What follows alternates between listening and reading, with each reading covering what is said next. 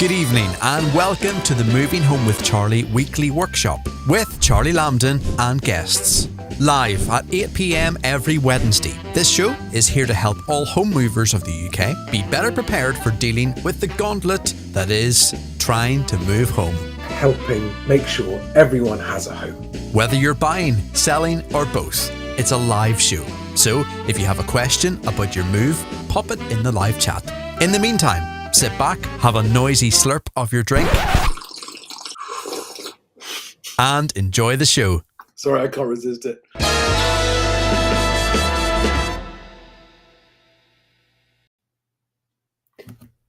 I just reached for my cup of tea to slurp and realised I don't have one. That's a really bad story. Let me message the producer and see whether or not I can fix that problem. Good evening, everybody. This evening's going to be an unusual one. It's going to be a bit of a ramble, but I have been overwhelmed with thoughts about this, and I have had the most extraordinary week where I have been going into sellers' houses with agents. And I have been talking to people who are buying, and I've been talking to people who are upsizing, and I've been talking to people who are downsizing, and realizing that nothing is as they expected it to be. I want to make it really, really clear right from the start that the whole purpose of this channel is to improve chances of everyone owning a home and keeping that home. And owning a home that doesn't become a millstone around your neck, and owning a home that you don't end up regretting buying. When you get it right, it's life-changingly great. And when you get it wrong, it's life-changingly bad. And what occurred to me this week after all of these extraordinary one-to-one type interactions where I was in sellers' homes with an agent, and seeing at the coalface exactly what's happening, and not in London, not with Carringtons. And I've had also some one-to-one calls this week with people booking calls with me who are buying and selling. And it's very, very clear to me that unless you've done a lot of research, been watching this channel for a long time, and even some of you who've been watching the channel for a long time are still not aware of this, most people buying or moving home are completely unaware of how the landscape of home ownership has changed. And I think it's changed irreversibly. This doesn't in any way alter the fact that for most people, especially if you want to have a family and the rest of it, owning the place that you live is the best outcome and the best thing to do for a lot of people. Not for everyone, but for a lot of people. And a lot of people confuse my content, especially my content on X, with trying to put people off buying. Absolutely not. The purpose of my content is to try and make sure that when you buy, you don't buy badly, you don't buy wrong, you don't buy for the wrong reasons, and you don't end up regretting it. And most of all, you don't overpay. And what overpaying is a subjective, personal thing. And it just hit me in the face this week with these four in particular situations that I encountered where I realized it's almost impossible unless you are studying macroeconomics over the long period as well. So zooming out of the big picture and the long-term view of the big picture, it's almost impossible to see what's happening. And there is a baked-in assumption for almost everybody that owning a home is default a good thing to do financially. That is what's changed. That is what's no longer the case.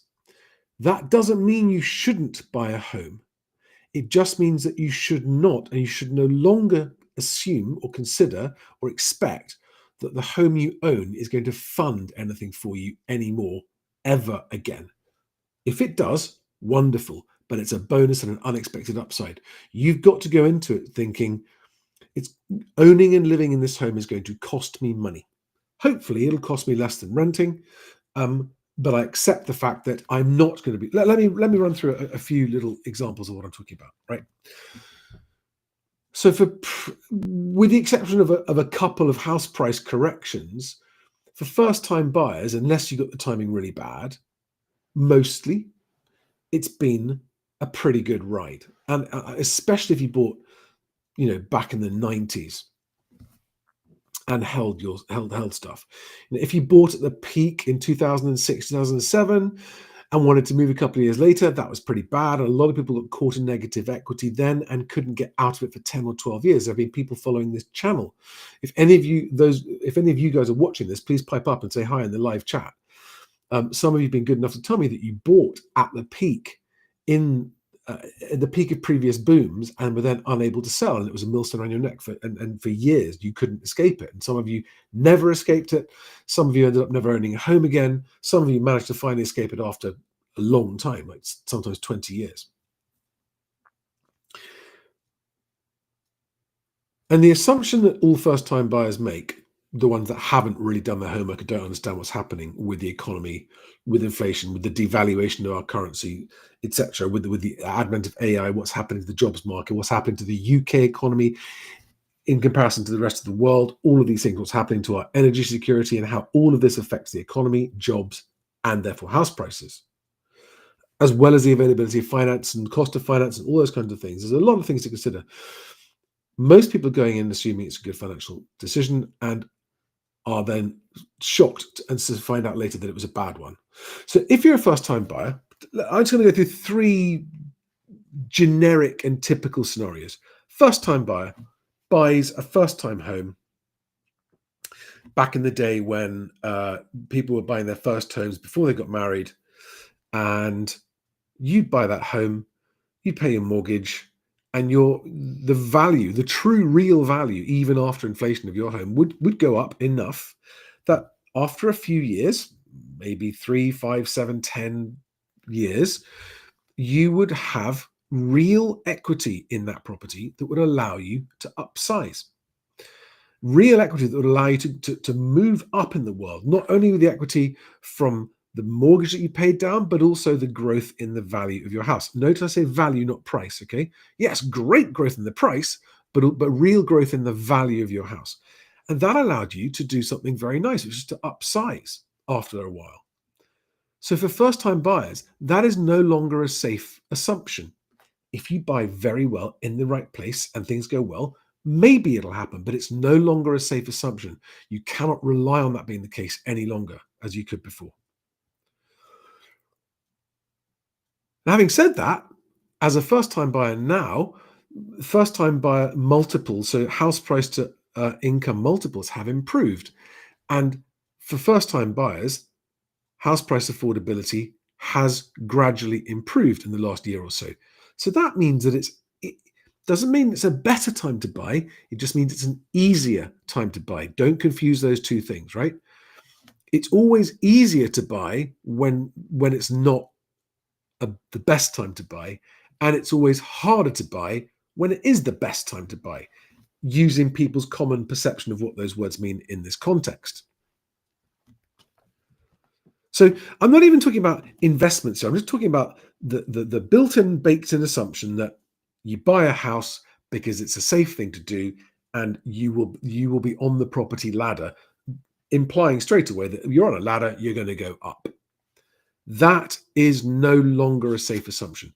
It doesn't mean you shouldn't buy a home. You absolutely should if that's what you want to do. But it does mean you need to reconsider your sums and your financial planning for your future. That's what it means, right? Second-time buyers, so people who are moving out of their first-time flat or small home, whatever, into a slightly larger 3 or 4 bed family type home. Well, back in the day when house prices were strongly rising, it was quite hard to do that, but you had some equity, so you're able to do it, and then your value would accelerate. The financial upside would accelerate. So now in a bigger house, you've taken out a bigger mortgage because you can afford a bigger mortgage now, and so you've got the leverage of a mortgage in an asset that's increasing in value. That's fantastic. This is going to be great. We're going to be able to live in this second home, family home, wait for our kids to grow up and leave home, have lots and lots of equity in it, and then be able to downsize, take the money out of the house, and use that money as our retirement pot, as our pension plan. And for a long time, that was the case. It is no longer the case. In fact, it remains a good time to upsize now if you're in a position to upsize and you want to upsize. And increasingly, you're going to find better value for money, more choice and better value for money. I reckon that for upsizers going from their first to their second home now, it's been the best time for a very long time to do that. If you're fortunate enough to be in a position to be upsizing, higher value properties have been coming down in price a lot more than other ones. There are a few regional exceptions to that, but generally speaking, upsizing, as I've been saying for several years, good time to upsize, right? Good time to upsize. But do not mistake that as saying it's a good time to upsize because you're going to make lots of money on the next home. No, that is no longer a safe assumption, right?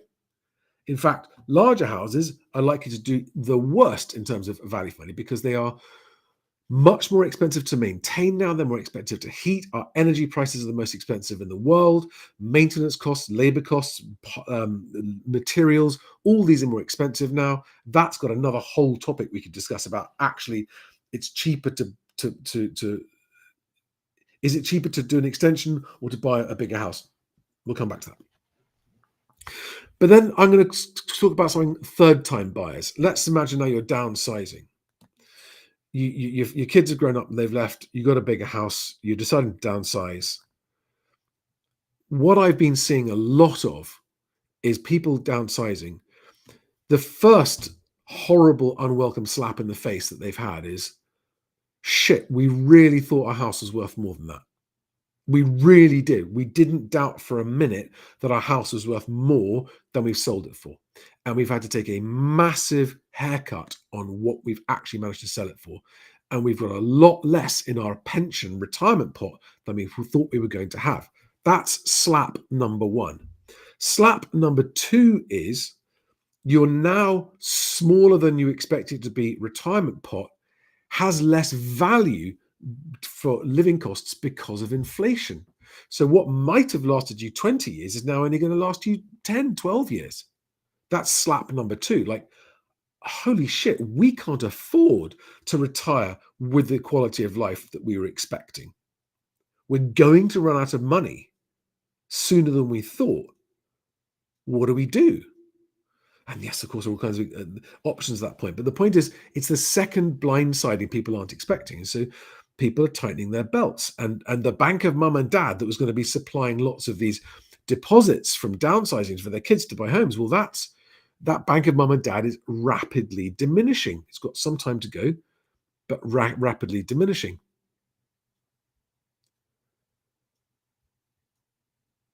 Dan, I'm sorry. I can just notice Dan going, wrong, wrong, wrong, wrong, wrong. Can you be very precise about what you're saying I'm wrong is? I haven't even talked about wages or anything like that yet. I haven't even talked about inflation yet. So why are you jumping up and down saying I'm wrong? Just give me a proper explanation. Because this, I may or may not be explaining it clearly enough, but I'm telling you, I've seen it with my own eyes repeatedly everywhere I look. Actually heard these words coming out of the mouths of buyers and sellers. Just yesterday, I had someone who booked a call with me, who's someone who's worked in this industry for a long time and had lots of experience going, we've just sold our second home and we're about to buy our third home and all of our plans are out of the window. So don't, be clear about what you mean by if you're saying that I'm wrong, because I want to make sure that I'm not miscommunicating what I'm saying here, because I'm not wrong about what I'm trying to say. Maybe I'm not saying it very well. I will try and improve it, right?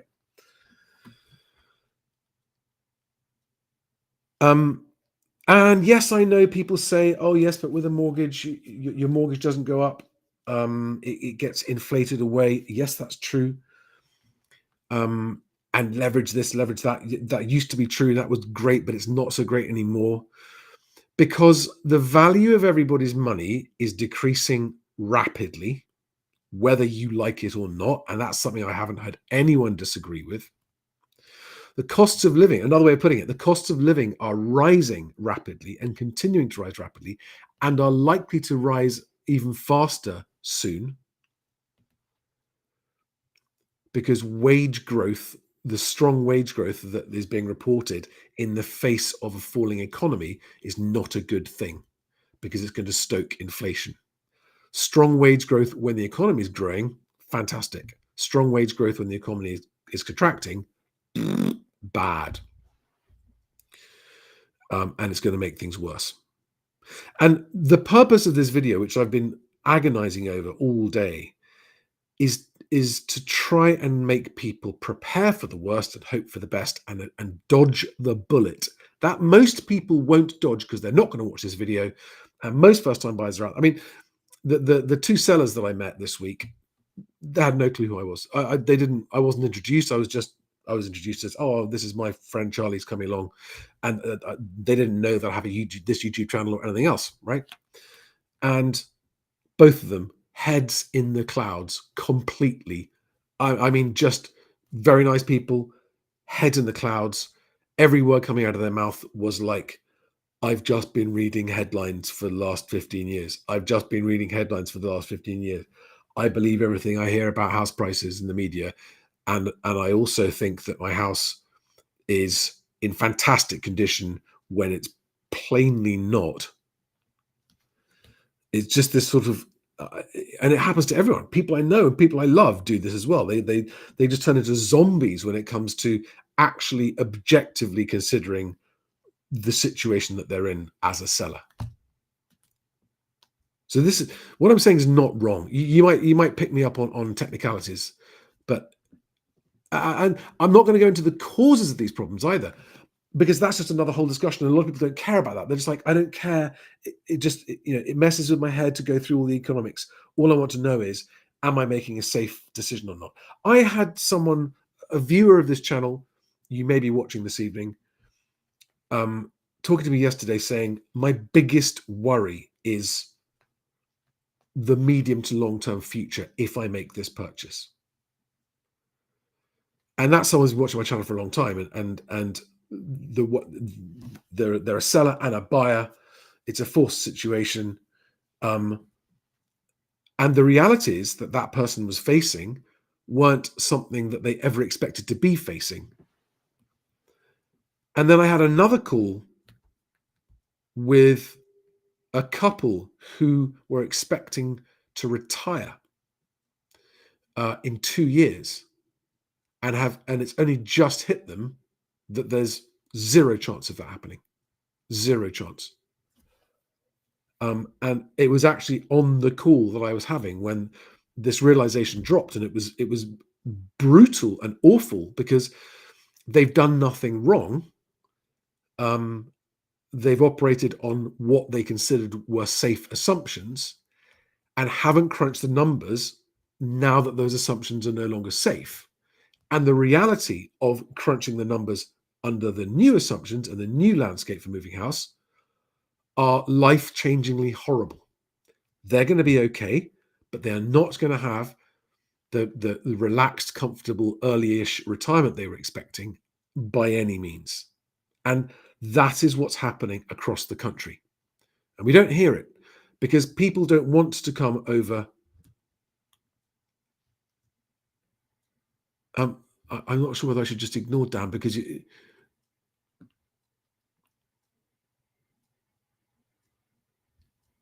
affordability. Okay, I'm sorry, Dan.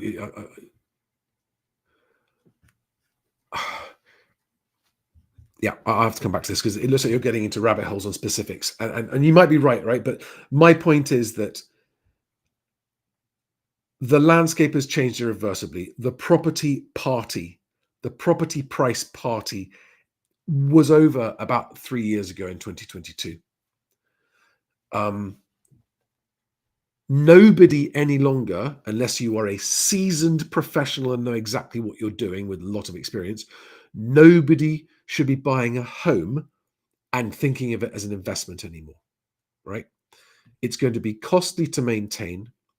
It's not going to give the real gains that property's given over the last 40 years, again, for at least the next 10 years, in my view, at least the next 10 years. I'm talking about the strong real gains that did happen aren't going to happen again for at least the next 10 years. Beyond that, I don't know.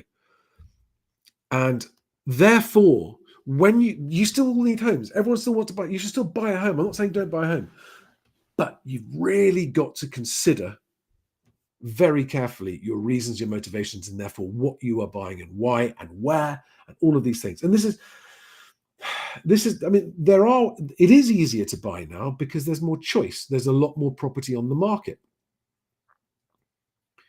That makes it easier if you're a buyer.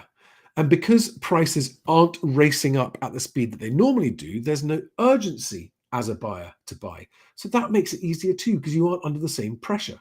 So you're not under the same pressure and there's more choice, generally speaking. I know there are always exceptions, and people who are in the exceptional areas always up and go, not where I am, Charlie, there's nothing for sale where I am.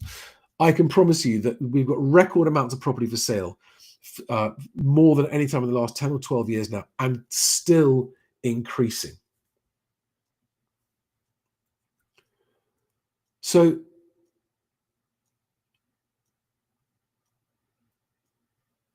if I'm right about this, let's just assume hypothetically from it that I am right, and I were buying, I'd want to know this.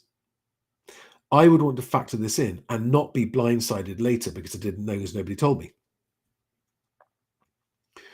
And although I and everyone else could be wrong about what's going to happen in the next 5 to 10 years, and truly, nobody would be happier about me being wrong about that than me. I would be so happy if prosperity returns to this country, real wage growth is there on the back of economic growth, and people's lives can start to pick up again. I will dance happily saying, I was wrong, I was wrong, I was wrong, if that happens. But in my view, the chances of that happening are close to zero. Now, there are people going, hey, I know how to make money in this property. Yes, there are landlords and people who know how to spot very, very cheap development opportunities, who know what they're doing, experience, and know how to do it. They know how to do it cost effectively. And for you guys, yes, you're always going to be able to make a living buying an absolutely run-down property that's in a terrible state.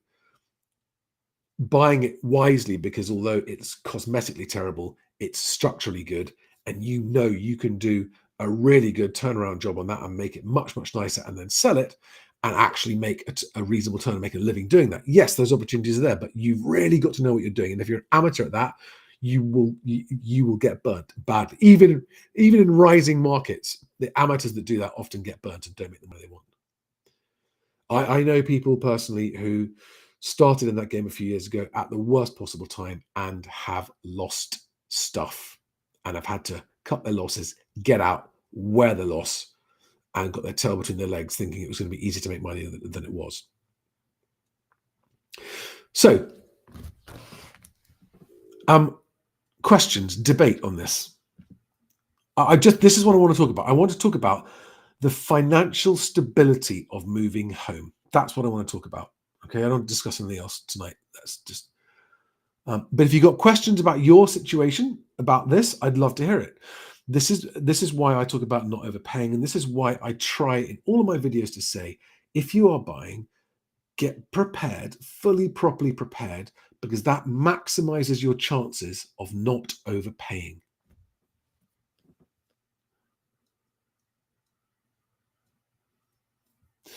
All right, Dan, I don't disagree with this point. First-time buyer affordability has not improved. The additional income is coming with higher cost of livings and taxes. Yes, the additional income is coming with higher cost of living and higher taxes. I do get that. I don't disagree with that. So all I'm trying to say is that compared to recent years, or going back 10, 15 years, it's not running away. The house price to income multiple is not extending away. Affordability isn't getting massively better, but it's not getting worse at the moment. And there are people, especially in the public sector, getting nice, juicy pay rises well above inflation. And for those guys, affordability is improving because first-time buyer prices are kind of flatlining. They're not going down at the first-time buyer level. They are in some places. All right. Andrew Dennis says, I think prices will keep going down. Just remember, you can't say that as a blanket statement because all house prices do not move in unison, okay? It depends where you are in the country. It depends what kind of property it is. Is it houses or flat? Is it leasehold or freehold? Is it on this side of the road or that side of the road? Is it beside the airport runway or at the end of the airport runway? All of these things affect it, right? And even in local microeconomies, they can do different things. But while I'm just going to talk in terms, I've got Kicking Mustang screaming in my ear and telling me what a misnomer this is, but I don't have any other way to make this point, right? While CPIH inflation is at 4% and owner-occupier housing cost inflation is at 6.5%, and national average house price growth is at 2%, that suggests that the entire UK housing stock, which might be going up in price, is going down in value. So this is the point I want everyone to understand. For your ordinary punter in the street buying a home and doesn't know all the tricks of the trade and how to make sure they buy well and get suckered into overpaying, they are unaware that the value of what they're buying is not going to do what they expect it to do, whatever you're measuring it in. Gold, Bitcoin, or chocolate buttons or carrots, I don't care, right? It's going to buy you, when you buy this house and then sell it in the future, it will be buying you fewer gold bars, coins of bit, and chocolate buttons and carrots, whatever you want to call it, right? If you're expecting your house to pay for your retirement, it no longer will in the same way that it has in the past. I do think there is an increasing likelihood of sharper price falls in 2026. Old Freddie, what's his name, with the 18-year property cycle guy, has been saying for years, 2026 is the next crash. I'm not saying crash. I'm saying the slide that has been happening is going to get steeper next year. If you want to work out what you think is going to happen to house prices in your context, right? House prices in the area you're looking to buy or sell or both. And this is where estate agents are the worst people to ask what's happening to house prices, because they just don't know, right? They don't know. Estate agents don't know what's happening to house prices in terms of in the future. The good agents do know what's happening right now, today, finger on the pulse, if they've got enough properties on the market, if they are selling enough properties, and so they've actually got enough local transactions happening to be able to go, I have got an actual a hold on what this market is doing. They might know what house prices are doing today, right? And in the coming weeks and months. But none of them know what's happening in the year or 2 years or 3 years. All they will do is go, well, Savills said they're going to go up 4% this year. And at the beginning of this year, Savills went, yes, we're expecting 2025 house prices to go up 4%. And all the agents went, well, Savills said, and all the newspapers said, Savills said this. And then what happened last month? Savills went, we've revised it down from 4% to 1%. Only 1% growth this year. Zoopla did the same. Rightmove did the same. They've all revised it down to 1% nominal house price growth in 2025 for the whole UK, with Northern Ireland going up at, I think, 9% at the moment in Northern Ireland, year-on-year house price growth. So if you took that out of the equation, actually, you're talking about nominal house price growth for the rest of us, not even making 1%. So, okay, Charlie, how do I know what's going to happen to house prices in the next 3 to 5 to 7 years? If I'm buying, I'm making this massive decision about whether I should buy or not and what my future plans are, and I want to have a family and I want to do this, I want to do that. All you can do is look at jobs and the economy, right? Because jobs and the economy dictate what happens to house prices more than anything else, including interest rates, right? And it's slow. It's slow to feed into it because of the fixed rate thing. It's very, very slow to feed. The fixed rate mortgage scenario creates a real dampening effect on what the economy does with house prices. It's why there's been a slide in the last few years rather than a crash. And you can look at the economy as a whole. And I don't mean look at the headlines. I mean, go and look at the actual economic data, right? Wherever you can find it, it's available for you. Figure it out for yourself. You've got to figure this out for yourself. Go and look at other people. There's Pension Craft. There are loads of these guys who use real numbers and they talk about the economy and they talk about the data, right? Sasha Yanchin spells it out, in my opinion, better than anyone else. He makes it more easy to understand why things are doing what they're doing than anyone else. And then look at jobs, what's happening with jobs, because the fewer people that are employed and the less that they earn, the worse effect that's going to have on the housing market. But it's a delayed effect, isn't it? It's a very delayed effect. You think how long it takes to buy a house? How long does it take? How long is it taking you to buy a house? If you're watching this right now and you have managed to buy a house, how long did it take you from when you decided to actually go, right, I'm going to go out and buy a house, to actually getting the keys and moving in on the first day? How long did that take?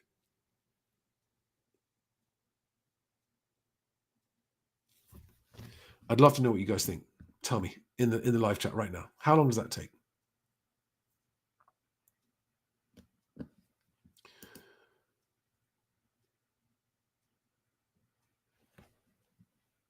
Just flagging some questions here to answer.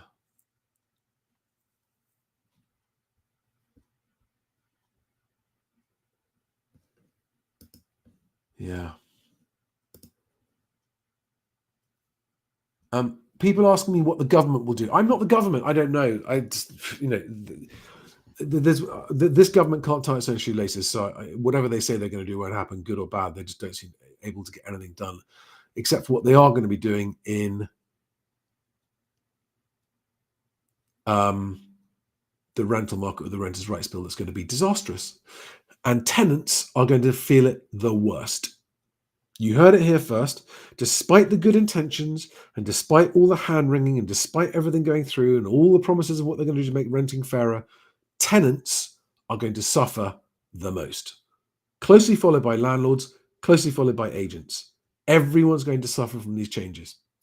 Not because they aren't well-intentioned, not because they aren't needed. There are changes needed, but because they're going to be disastrously executed and implemented like the government does every single time. That's going to be an absolute mess. Yes, most sellers are deluded about prices. And unfortunately, most agents are making that worse. Boonies, what if you are just buying a house to live in? You should still do that, as long as that really is the only reason you're buying it, right? If you're buying it to live in, and that's that, and all you're interested in is buying it, paying off the mortgage, and owning it and staying in it, go for it. That is a good thing to do. That will never not be a good thing to do, no matter what the economy is doing, right? As long as you're not expecting it to fund your retirement, as long as the full extent of your financial ambitions for the house you are buying is that it's a home to live in, and when you've paid off the mortgage, you'll have a free home to live in, and the only thing you have to pay for is maintenance, right? That always do it. Right? As long as you buy in the right place, buy a house you like and the location that you like and the place you're going to be happy to spend the rest of your days. If you're just buying a house to live in, always do it. And even if you slightly overpay in that scenario, but you're staying, but you can afford it and you're staying there forever and you're paying off the mortgage and you're not going to be using it to finance anything else, it doesn't matter so much in that scenario if you do overpay. But going back to what I was saying about trying to work out from what you can tell from the economy. By the way, guys, a lot of you don't know this, right? When I was 19 years old, I was in the London International Financial Futures Exchange and I was working in the short sterling government futures pit. I was actually all day, every day, trading or helping the traders and broking the trades, buying and selling of hundreds of millions of pounds worth of short sterling futures, which is the UK's government interest rate future. So whether I liked it or not, I had this really weird baptism of fire education, like force fed all day, every day, about how government interest rates work, how that works in relation to gilts, what gilt yields are, all of this stuff, right? I had rammed into my head. A career that I was only in for a few years, but it was a fascinating career, and I've carried it with me ever since. And in that job, we were constantly looking at signs of what the economy was doing, and employment was a massive one. So if you want to work out what's going to happen in the housing market where you live in the next 5 to 10 years, you've got to ask yourself, what's happening locally with employment? What's happening locally with jobs? Are there fast growing companies opening up factories, offices, and businesses there? Right. And does it feel like it's on the up? Right. Or are there things closing down left, right, and centre? Are there shops being boarded up? Are there warehouses with to let boards outside them? And does it feel like it's going down? Because that is a bit of a leading indicator on what you can expect in the next few years, at least. Okay. For house prices, because house prices are driven more by jobs than anything else. Jobs so that people can get mortgages. And yes, mortgage multiples make a difference. Of course, they are an accelerating effect on house prices. If you can borrow more over a longer period, that does accelerate house prices. But ultimately, if there aren't enough people who can afford to buy a house, in the area that you live, so if there are areas where you've got a major new development happening, a huge construction project that's going to be lasting for 10 years, you can think, well, hang on, in this area, it's going to be okay. Yeah, there's a massive employer. It's got government funding for the next 15, 20 years. Around here, employment's going to be okay. Jobs are going to be good. But do you see what I mean? You've got to look at what's happening with the jobs market. And looking at the country as a whole, well, that's the question, Dan. I'll come to that. It's a great question. Looking at the country as a whole, the whole country's housing stock is currently devaluing. The whole country's housing stock is going down in value in relation to wages, because wages are going up. Sounds like it's a good thing. It isn't a good thing in these circumstances. And whether or not you buy, whether or not you sell, whether or not you upsize, downsize, anything else, whether it's a good thing for you to do or not, depends entirely on your personal circumstances. Are you single or in a relationship? Do you have kids, or do you plan to have kids, or do you plan not to have kids? Do you know of money coming to you in the near future? Do you have a desire to travel or not have a desire to travel? Are you someone that likes to put down roots and stay where you are? Are you someone who's got wanderlust and is always moving around the place? What does your working future look like? Does it look certain or does it look uncertain? All of these things are factors into whether or not you should buy or not buy. Or it's nothing to do with what's going to happen to house prices. What's going to happen to house prices in the future only becomes relevant when you're considering your future financial situation. And you cannot trust agents, brokers, even economists have got it all wrong, because most people, whether they realize it or not, are just completely infected by what they read in the headlines all the time. And we get in our own echo chambers and we read what we want to see, and our unconscious bias makes us read more of what we want to see, and algorithms on social media make us see more of what we want to see, and it reinforces our bias, and we really think, and that's why all the economists keep saying, but it's so unexpected, I just wasn't expecting this, and they're all unexpected. And finally, as Sasha said in his video yesterday about the UK jobs collapse, suddenly, for the first time ever, when they announced the jobs figures yesterday, no one said it was unexpected. I mean, that's a pretty bad sign. They're now expecting these bad job figures. Now, I've got two great bits of guidance and advice I give to anybody, right? Life advice to be used in the context of buying or selling a home. Number one, prepare for the worst. Hope for the best. I had a call with someone yesterday who rang me up, booked an hour with me because they were just agonizing over the decision. They've sold the home that they're in. They've had an offer accepted on a new home. They're in a position to now move, but were agonizing over whether to do it or not. And we went through in great detail all of the pros and cons, and we worked out what is the worst case scenario in terms of all the things they were worried about. What is the worst case scenario? And I then said, is that a scenario? Is that worst case scenario something that you could handle if it happened? And they said, yeah, if it happened, we would cope. And I said, well, then you want the house, you've had the offer accepted on it. You're willing to accept the likely worst case scenario. Proceed. If I were you, that's what I do. Now, if you consider the worst case scenario and it's like, that would make me regret it, I would rather have stayed here, etc., etc. That's when you're like, well, then don't. If the worst case scenario is something you're not willing to encounter, to countenance or to deal with, don't move. Don't move. So piece of advice number one is prepare for the worst, hope for the best. Okay. And if you make your move using that as a sort of mantra, you're much less likely to fall foul of the problems. The second piece of life advice that I remember getting from someone that is one of the best pieces of advice I ever got.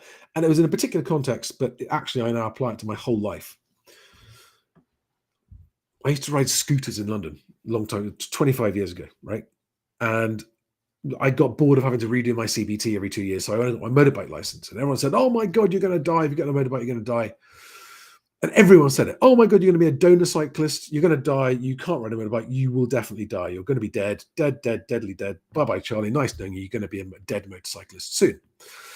And when everyone says stuff like that to me, I never just dismiss it and ignore it. I think I really would look into this. And I did. And I started talking to, I was traveling a lot at the time. I was meeting lots of people through my work, which was with estate agents at the time. And I remember quite a few of the people that I knew were bikers.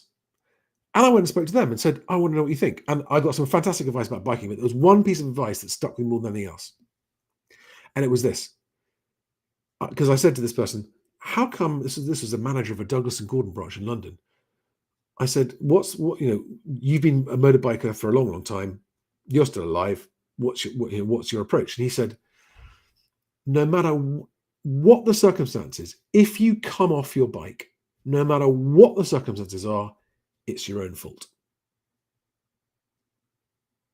And that really stuck with me. It really hit me. I was like, God, he's right. There's no point being knocked off your bike by someone pulling out of a junction that hadn't seen you and then lying in the road dying going, but it was his fault. It's not going to help you, is it? You've got to see the people making mistakes that are their fault and avoid those if you don't want to die. Anyway, bringing that back into this context, it's like you've got to take ownership of all your own decisions. The broker you choose, the agent you choose if you're selling, the conveyancer you choose, the new build home developer that you choose, whether or not they guarantee, you have to accept accountability for all of these things.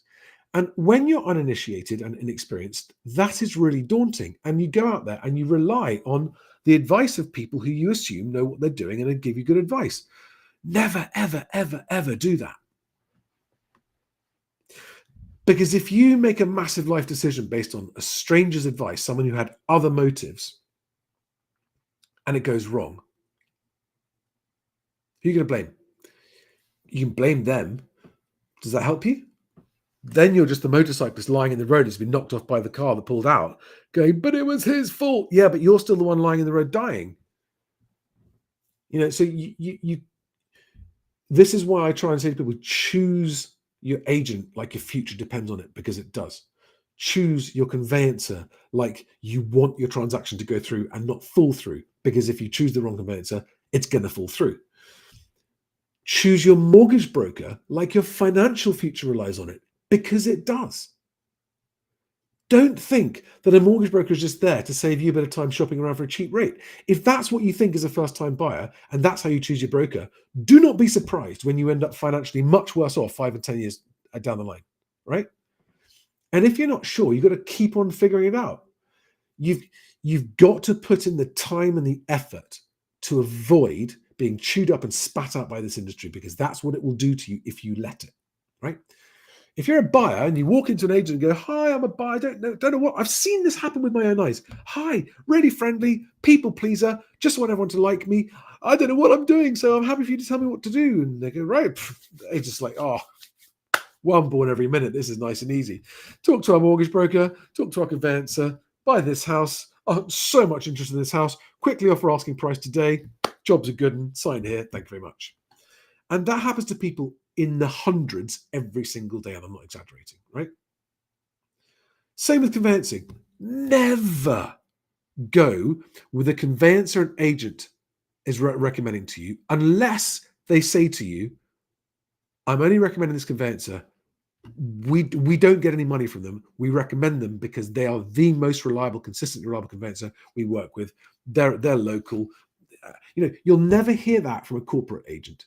And the relationships that big corporate agents have with big corporate conveyancers, there's a conflict of interest right there. I've seen and heard it. I had someone trying to buy a flat through Foxtons who was basically forced by Foxtons as a buyer, "If you don't use our conveyancer."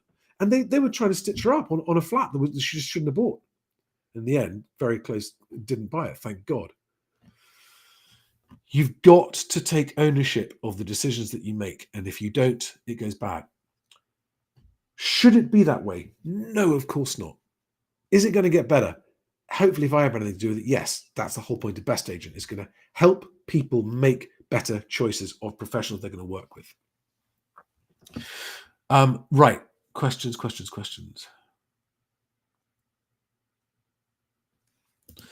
Callum Ryan says, "Market for one-bed flats here in SW19 is grim. I've seen numerous units in my complex sit unsold for over a year, with sellers slashing prices dramatically in a desperate attempt to attract buyers." Thanks, Callum. I think that's happening to a lot of leasehold flats in London.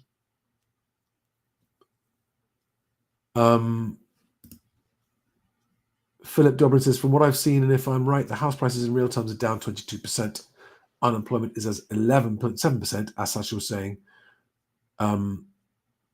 That math doesn't make sense. But the point is that, yeah, go and watch Sasha's most recent video about the jobs market. It's just fascinating to see what's really happening. Again, he just uses government data and interprets it and goes, "Look, this is what the government data tells you if you look beyond the headlines."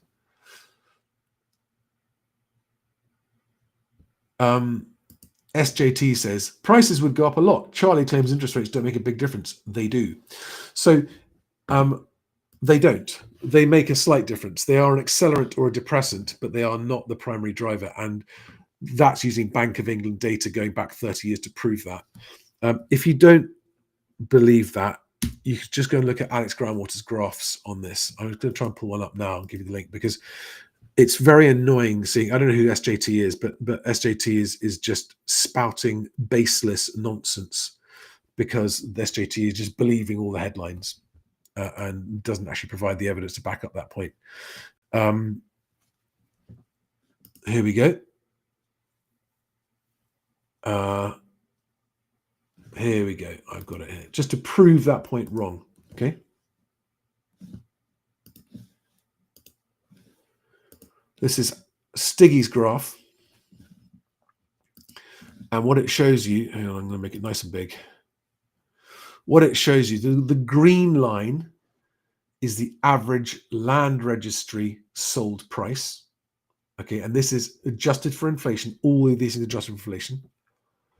And the red line is the wage index. The orange line is transaction volumes. And the blue line is interest rates. So sorry, SJT, stick that in your pipe and smoke it, because you're wrong. Okay? You're just wrong. The closest correlation with house prices is the wage index, which is real wage growth. You're very welcome to back down and say, "Oh, okay, I didn't know that." That is Bank of England data. This is all cold, hard, public, historical, verifiable government data from the land registry and the Bank of England. It's not someone else's interpreted index. Okay, there it is. So it's nothing to do with interest rate. Look at that blue line. For goodness sake, The blue line's up there and then it's down there. It's got almost nothing to do with interest rates. So that's the Bank of England. Yeah, the Bank of England interest rate, base rate. Okay, nothing to do with house prices. It has an influence, but far too much information, far too much importance is attached to interest rates. What else do we have here?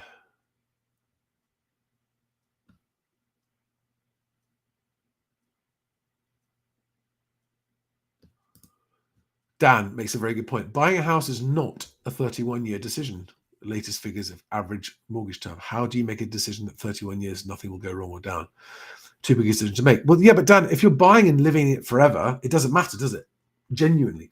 If you're paying off your mortgage, staying there, and you don't lose your job, and you're assuming you pay your mortgage. And this is the other thing. Like most people, the other big question this has prompted me to answer is, if you knew that you were going to lose your job in the next 2 years, but right now you have the opportunity to buy a house, would you buy a house knowing you were going to lose your job in 2 years' time? Or would you decide not to buy a house, even though you wanted to, because you knew you were going to lose your job in 2 years' time? Now, I think that comes down to personality types. There are the resourceful guys who will go, I think the resourceful kind of people will go, if I lose my job in 2 years' time, I will find a way to make the mortgage payment somehow. Right? I might not eat. I might be on beans and cheese for a while, and no heating and just wrapped up warm. But whatever happens, I'll make the mortgage payment and keep the house. Other people will just go into sort of terminal decline and go, oh God, I've lost my job. I don't know what to do. I'm going to sit here until my house gets repossessed. So whether or not you should do that, if you're worried about your job security, is down to the kind of person you are. Because if you don't have the resourcefulness to go, whatever happens, I will find the money to make the mortgage payment. I will bring in a lodger, put them in their bedroom. I will, whatever else it might be, right? OnlyFans, whatever it takes. Okay. Then the worst thing that happens is, yeah, you can stop paying your mortgage and you might get to live there for a year and a bit, but then eventually you're going to get turfed out. And this market, there'll be no money left over.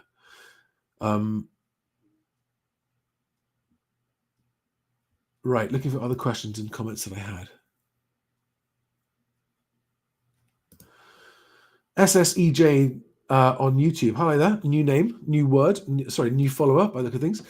Asks, what's your opinion on buying a flat? And there are many issues with service charge and ground rent. I am looking in London and many sellers are selling at a loss. Correct. Many sellers of flats in London are selling at a loss. I would say most sellers of flats in London are selling at a loss. My answer is you've got to take each one on a case-by-case basis. There are occasionally leasehold flats where you can get a share of the freehold and where you can see that the service charges are reasonable and they're managed by the residents, and you're not going to be at the behest and at the mercy of some ruthless corporate maintenance company that's going to reach you on service charges. But, you know, there are two big unknowns with what's going to happen to leasehold values. Whether they're going to reform leasehold or whether they're going to end leasehold, and if so, when. So there are major unknowns. But again, if you're buying it to keep it and live in it till you die, and the lease is long enough to do that, well, you're still going to be subject to someone else's service charges and ground rent. So there is risk of leasehold, as a lot of people found out their cost.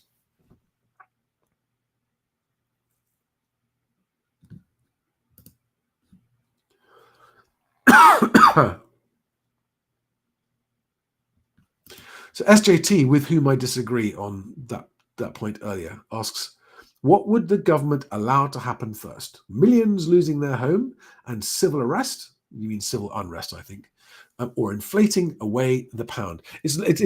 I find it adorable how you think the government even has the control or the power to make that choice, and you think that they can control inflation.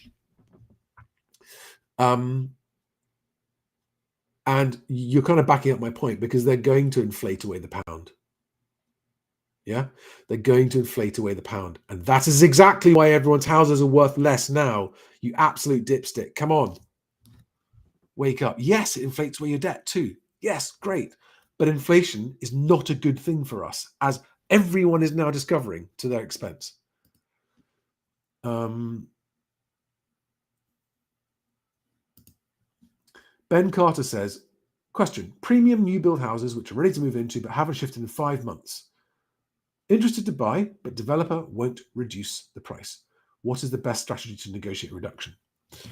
So this is why I always say, ignore asking prices. Whether you're buying new build or not new build, you ignore your asking price. You formulate one single number, your opening and your only bid, your first and final offer, and you make that offer in writing. You just ignore the asking price, right? They are playing poker with you and they want to see if you're going to blink first. And lots of people end up getting great deals and massive discounts off these builders. You've got to put your foot forward that shows, I've got the money to proceed on this offer now. You accept this offer, I'll move in straight away. We'll do the deal straight away. And what they're going to go is, right, okay, but don't tell anybody. Please don't tell anyone. We're not going to tell the land registry about your house for a good 2 or 3 years. We don't want anyone to know we're selling it cheap. So they'll try and say, look, can we keep the actual price high, but we're going to throw in loads of this. We're going to pay your mortgage off. We're going to pay your mortgage. No, tell them as politely as you can to fuck right off, because you are not going to borrow more money on your mortgage just so that they can keep an inflated asking price up. If they offer you any financial incentives, say, thank you very much. Take that off the price. Because ultimately, they need to sell them. And if you've got them that haven't shifted in 5 months, they need to sell. So work out your maximum comfortable price, make your offer. And if you're new here, Ben, I kind of recognize your name. Make sure you use my offer email template, which I'll put in the live chat for you right now. Forgive me, guys, I've got a bit of a cold. I'm not feeling on my best game. Here it is, my offer email template at the bottom of the live chat. The link to it right there.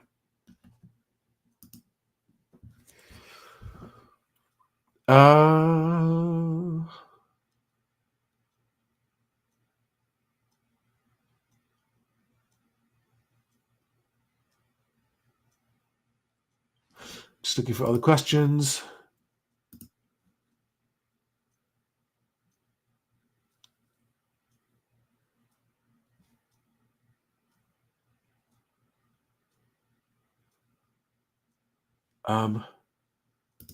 So Becca says, buying using a divorce settlement and now not able to work due to health issues.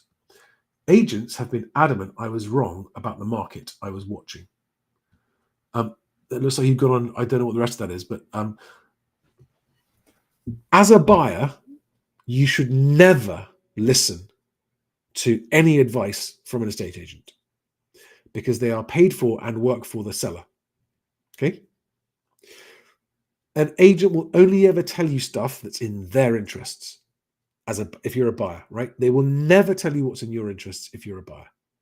They'll make it sound like they are, but they're not. Okay? The only truthful thing an estate agent can say to a buyer asking, what should I offer, is you should make your maximum comfortable offer on the property. They should never tell you how much to offer. Right? You cannot, as a buyer, ask the seller's representative, how much should I offer? How much should I offer? Because they're like, okay. This is why in America, buyers have representation. The trouble is, unfortunately, it makes it all much more expensive and it's a bit of a cartel. But you must work out your maximum comfortable price for a property and make that offer and ignore everything else they tell you, right? Becca, I'd love to know the rest of that. I'm not able to find it in the comments, unfortunately. Patasi Paul says, I've been out to view 7 properties. Most sellers are still deluded about prices. That is a true and factually correct statement. I mean, sellers are always deluded about prices. Actually, Lewis did a great little video of an experiment that was done where with people with mugs on 2 sides of a room, they were all given identical mugs. Half of the room was given mugs of tea. The other half were without mugs, and they were asked to write down a piece of paper. What would the people without a mug pay, and what would the people with a mug sell their mugs for? And I think it was £3 or £4 what they'd pay for the mug, and it was £7 what they'd sell the mug for. Because there is an inherent bias that what we have, we think is worth more than what it is. I had that beaten out of me, metaphorically, very early on as a teenager when I was buying and selling cars just for fun, one at a time. And I learned the hard way about my perceived value of the things I was selling. It's a really good lesson. But the other thing that makes sellers deluded about prices now, there's a long list of them actually. So number one is the inherent bias that all sellers have about how not only what it's worth, but how lovely it is. Okay, all sellers think their house is nicer than anyone else is going to think it is. If you're a seller watching this, just take that on board, right? It's nicer to you than it is to anyone else because you know about the heart and soul you've put into that home. But that is subjective and other people won't necessarily see it. Okay, so just understand that the thing that you think makes it special and lovely and desirable is not the same for other people. It is not. It doesn't matter how much you spent doing up the thing you did. It doesn't put that amount onto the value of the house necessarily. The other thing about sellers being deluded about prices is because all the agents are telling them, "Oh yes." So I went out with an agent this week. I went just tagged along as a silent observer of two valuations. And they were valuations, and they shouldn't have been valuations. And the first one, the agent correctly identified the fact that the seller had his head in the clouds about value, and to the point where the agent correctly identified that this was not going to be a likely sale prospect at all, and politely almost didn't say, "I don't want to sell it for you," but made it pretty clear that he didn't want to sell it for him. But then on the next one, the same guy absolutely astonished me with the things that he said. He got the instruction. It was failed to sell with the first agent for a long time, and it's a probate sale, and it's the children putting it on, and they're putting it with a second agent. And the discussion on price and the discussion on fee was such a cliche, I couldn't believe it. It was a waste of time, waste of everyone's time. It's going to be a waste of everyone's time. He's going to be waiting another 9 months. And that's why sellers are delusional, because agents are going, "Oh, yeah. Is that what you think? Yeah. I'm sure we can get you that." When actually they know that's not true, but they don't want to not win the business. And so agents want to sell sellers what the sellers want to hear. Because when you have a seller that thinks it and you tell them that they're wrong, they're going to go, "Oh, that agent's an idiot." Anyway, there we are. It is sadly true that most sellers are delusional about price. If you're a first-time buyer and you're now if you're a first-time seller and you're upsizing, not only are you delusional about your price, probably, but the people whose house you want to buy are also likely to be even more delusional than you. So get real about your price and accept what it's actually going to sell for, and then think you're going to be able to negotiate the next one by more than enough to offset the lower price that you got for yours, right? That's what matters. So Dan makes this fantastic comment here. People should buy a house for living in, but how do you change the mindset of people who have said house as property ladder to make money? By doing videos like this, Dan, is the only answer to that question that I know, because the media will not do this. And even the small number of articles that have appeared in the media that have tried to do this, nobody wants to read it, so that it just doesn't go in. And every week there is new house price record guff pumped out in hundreds of times larger quantity than stories going, maybe actually the property ladder is no longer such a great bet. I watch people reading those articles and watching those videos and going, yeah, but that doesn't apply to me.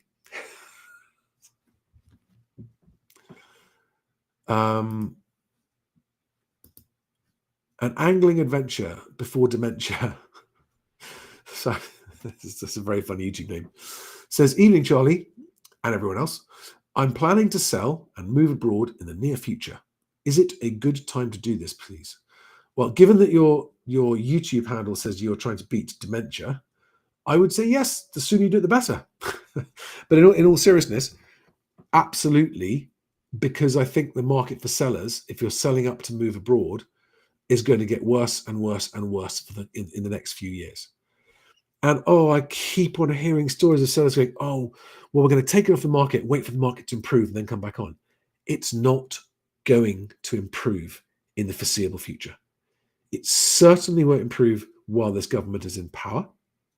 They might do things, they might pull levers, they might try and boost stuff a little bit, and it might make a bit of a difference in a few markets here and there. But overall, what's happening is too big for them to stop. And then what happens in the next election is anyone's guess, but it's going to be an absolute mess. And I don't know what that means for the housing market. Right, guys. Are there any other really good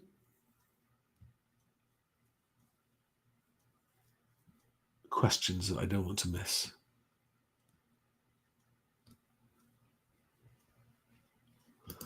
Exotic Doll says, mortgage, is the 4% a good time to fix medium term, please? Right. Always the same answer to this question. Should I take a 2-year or a 5-year? Is it a good time to fix? What you're asking is, do I secretly know what's going to happen to mortgage rates in the future? And the answer is no, I don't. The answer to this question is, if you look at it objectively, like intelligently and mathematically, as, let's say, a professional gambler would look at it, and you weigh the risk and reward of the options, you will see that as a home buyer, rather than a speculator, where stability and certainty are more valuable than the risk or the tiny chance of a small saving, it always makes more sense to fix for longer. Except in the cases where, I'm going to get a massive inheritance in 2 years' time, so I want to get my 2-year fix now because it's cheaper, right? In the absence of external factors like that, if you're umming and ahhing 2 years or 5 years, 2 years or 5 years, and you're going to be staying there for 5 years, 5 years, always. But what if interest rates come down? Well, then you'll have missed out on a small saving. But the risk of doing it the other way around is much greater. That's the point. And anyone who tells you they know what's going to happen to mortgages. I mean, there was a while 2 or 3 years ago when Alex and I could see very clearly what's going to happen to mortgage interest rates, because anyone who understands how the market and inflation works realized that there was going to be no choice. Interest rates were going to go up. Mortgage rates were going to go up. Nobody believed it. Then there was a very high level of certainty that was going to happen. But now, who knows? Nobody knows. So if you want certainty, fix for longer. That's the answer.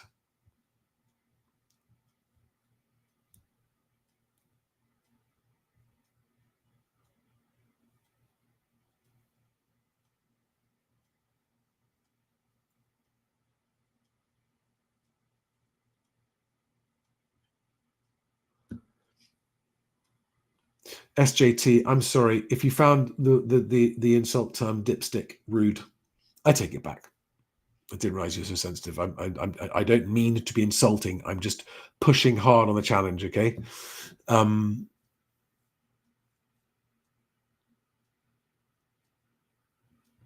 That's a good question. Jacek says, if the pound gets inflated away, I'll be better off spending it on housing as fast as possible, possibly overpaying slightly. Good question. The answer to that depends on whether or not there are other places you can put your pounds instead that are going to do better than housing. All right, and that's a matter of opinion. But you have lots of choices. You could spend it on any of those other asset classes, which are pretty much now all outperforming property. And at the moment, because house price inflation is lower than CPI-H inflation, no. You're still going to be losing in property. This is the whole point of this video, is to point out, like, putting money into property for financial reasons, which is what you're asking, no, not a good idea.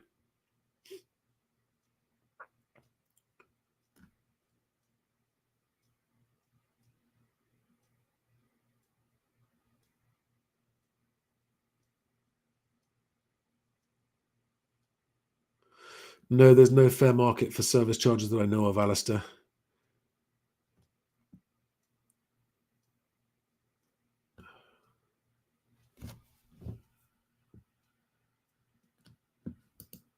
Oh no.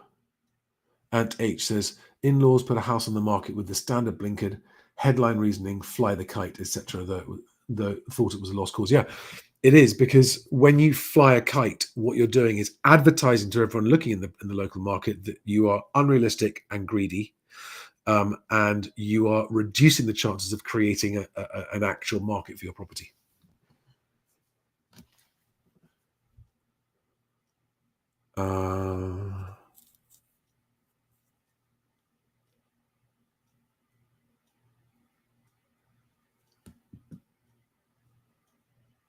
Exotic Doll asks, would a fully boarded floor in the attic can be used as storage?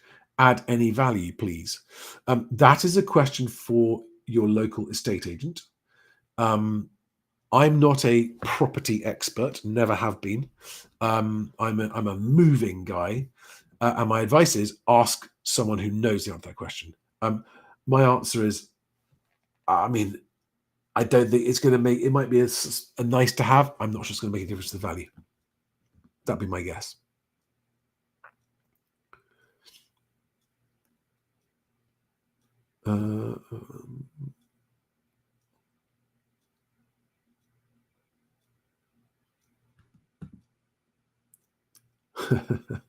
Ed says IMF bailout 50th year anniversary in 2026. Yeah, 1976. I remember it. I was only 4 years old, but I remember it. I remember how hot it was.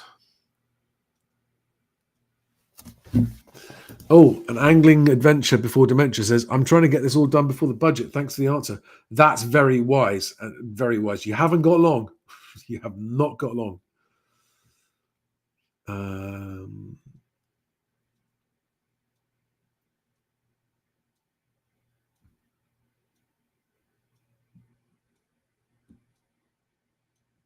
Oh, Nick Jones says, will the October budget help house prices? I don't know, but this is my guess. They're going to try and help house prices, but because Labour governments, and I don't say this as an insult, right? Labour governments have never understood the economy. They've never understood it.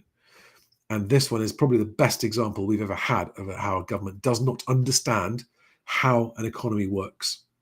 And therefore, whatever they try to do is going to make it worse. It's going to make everything worse.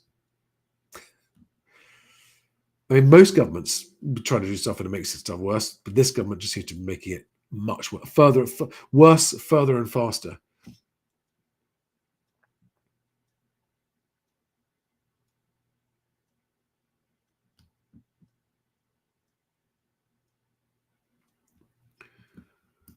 Jean-Marc Bordeaux's this question: how best to advertise a rental property? Having trouble at the moment. Find a good agent, a really, really good agent, and don't overprice it. I'm curious to know whereabouts that is, because there was a headline out last week. It was in 5 Fact Friday about how rental prices are coming down.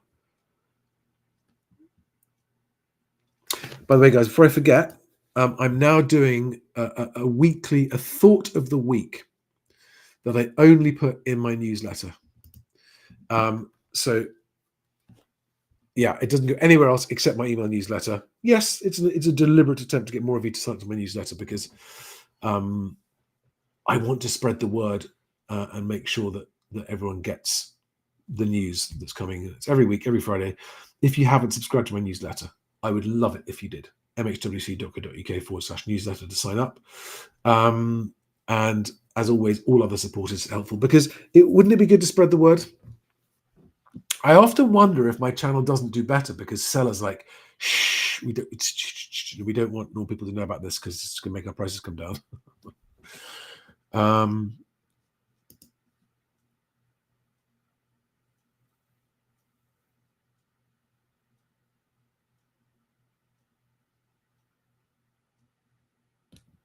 Wow. Fraggle H says, it's been weird watching Charlie's streams the last few weeks, having had an offer accepted for a purchase. I think I have a reasonable deal for a house I want to live in long term. but it's scary times.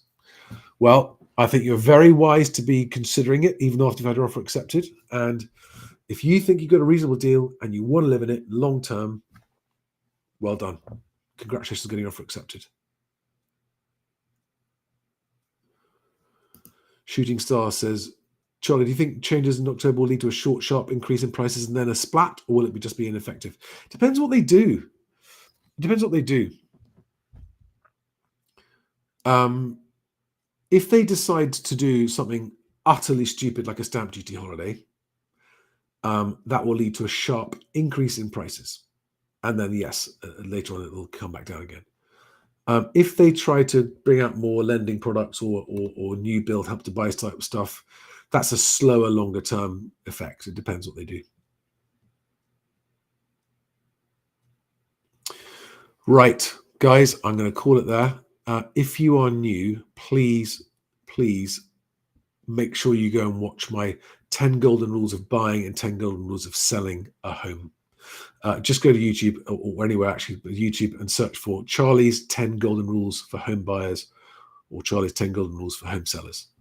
If you are selling, choose your conveyancer first, then choose your estate agent like your future depends on it, because it does, and never sign a long sole agency agreement.